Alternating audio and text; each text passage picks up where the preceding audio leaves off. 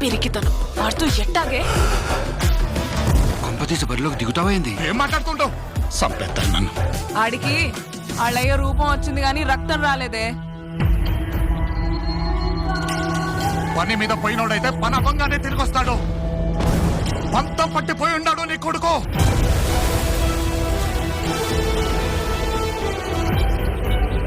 దేవరా సంద్రం ఎక్కి 2 ఏళ్లు గడిచిపోయింటాయి. కళ్ళు మూసినా తెరిచినా సముద్రంలో చూసిందే కనపడుతుంది. భయం మరిచి ఎప్పుడైనా తప్పుడు పని కోసం సంద్రం ఎక్కితే